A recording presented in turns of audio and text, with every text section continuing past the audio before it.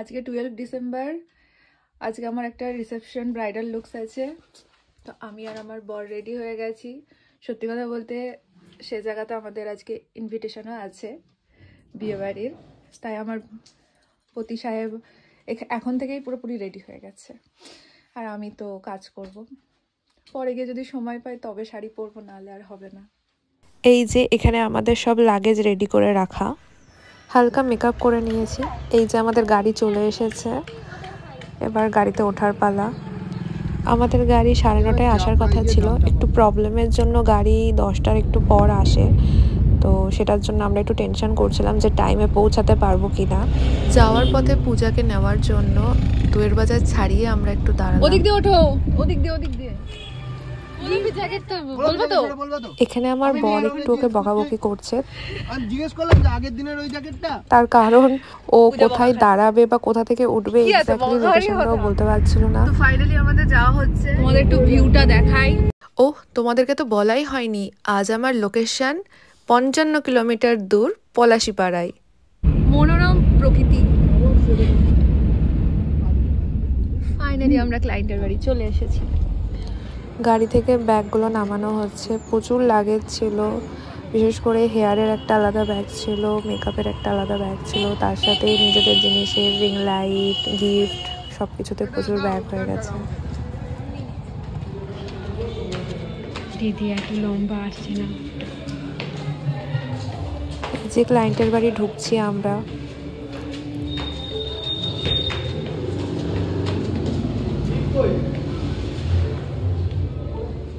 Finally আমরা চলে এসেছি।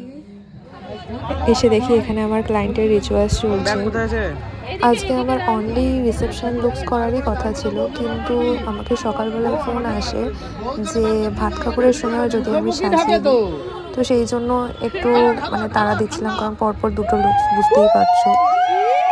আর এই দেখো, এখানে দেখো কাদা ঢালাঢালি হচ্ছে, এটা সত্যি আমি ফার্স্ট টাইম দেখলাম যে এরকম করে আনন্দ করে কাদা ঢেলে, তাও ঠান্ডার মধ্যে।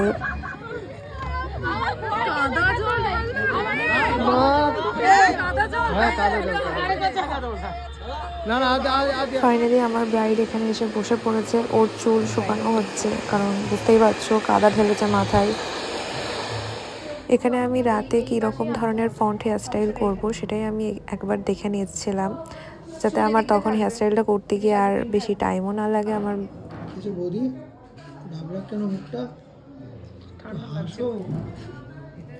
ফন্টের ভেরিয়েশন দিয়ে ও ওপেনের ওপর হেয়ারস্টাইল আমার কাছে চেয়েছিল, তো সেটাই ওকে আমি দেখাছিলাম ওর ফেসের সাথে কোনটা ভালো লাগছে, ওর কোনটাতে ওর ফেসটাকে ভালো লাগছে, এটাই ওকে একবার দেখিয়ে নিচ্ছিলাম।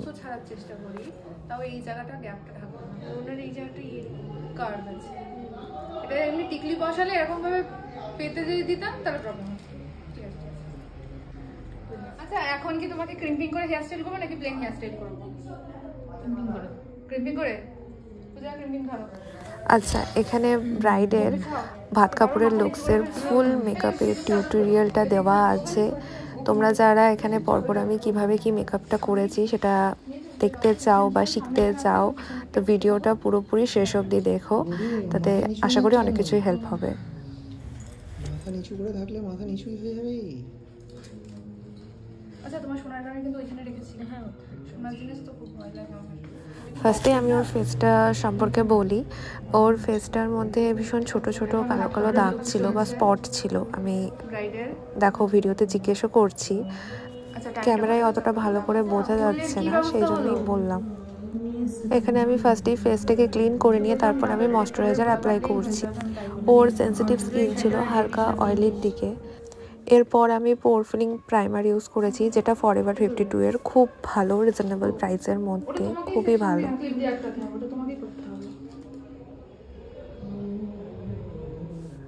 অরেঞ্জ কারেক্টার ইউজ করছি আমি এলেগাল ব্র্যান্ডের।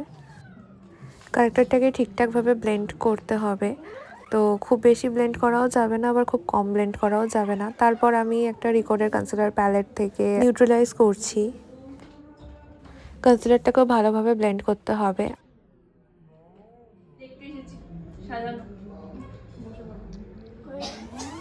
আমি ফেসকে বিভিন্ন পার্টে ভাগ করে তারপরে সেখানে প্রোডাক্ট অ্যাপ্লাই করে ব্লেন্ডিং করতে পছন্দ করি। তো দেখো আমি সেইভাবেই কাজ করছি।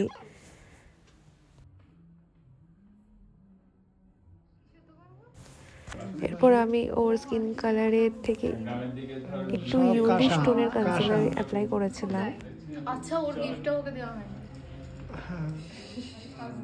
মানে বিয়ে বাড়ি যাবে 11:30টার সময় গিয়ে, তার মানে রাতে বোধহয় লগ্ন ছিল। হ্যাঁ, রাতে লগ্ন ছিল, ওই জন্য ওরা ওরকম করে বিয়ে বলে করতে পেরেছে। এখানে আমার 10 তারিখের পার্টি মেকআপ সম্পর্কে ডিসকাস হচ্ছে, তোমরা ভিডিওটা অলরেডি দেখে ফেলেছো। তো এই বন্ধুটাই হচ্ছে আমার বরকে ফোন করেছিল, যাদের কথোপকথন ওই ভিডিওটার মধ্যে আছে।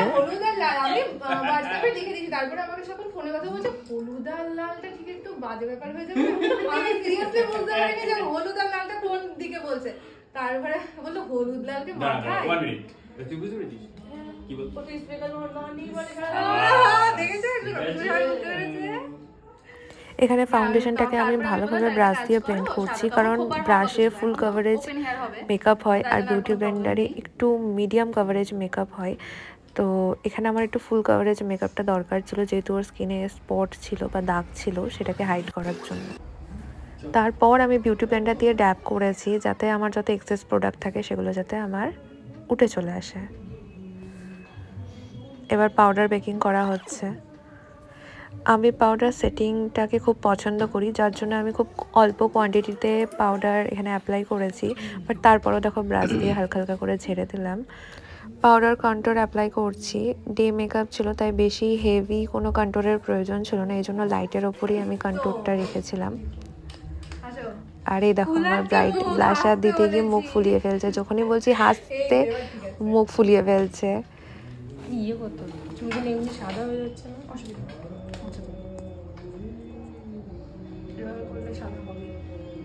বেল দিয়ে দিতে হতো না এতটা, কিন্তু আচ্ছা কত দুটো। এখানে আমি হাইলাইটার ইউজ করছি, পাউডার হাইলাইটার মেবলিনের, যেটা ভীষণ সুন্দর, খুব সফট ন্যাচারাল গ্লো দেয়, আমার খুব ভালো লাগে।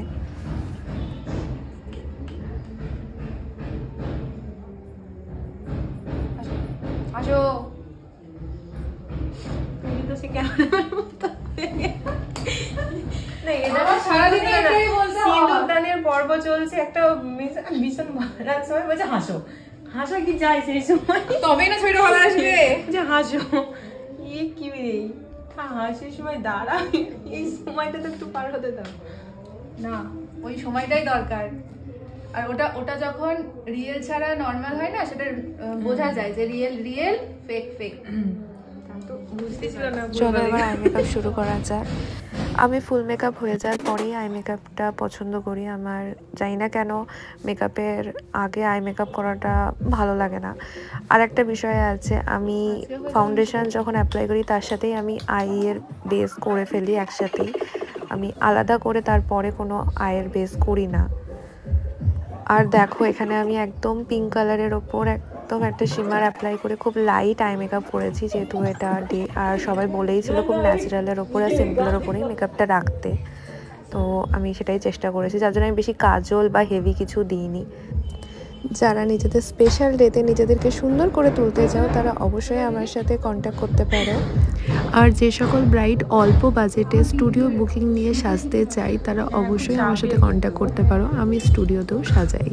হয়ে যাবে থাকতে থাকতে, তাই না বলো দিদি? ব্রাইডের হেয়ারস্টাইল চলছে, তখন বাড়ির লোক অলরেডি তাড়া দিচ্ছিল, ভাত কাপড়ের অনুষ্ঠান শুরু হবে বলে, তাই আমি খুব সিম্পলের মধ্যে হেয়ারটা করে দিয়েছি। আমার ব্রাইডের তার মায়ের জন্য খুব মন খারাপ হচ্ছিল, তার জন্য সে হাসছিল না, চুপচাপ ছিল।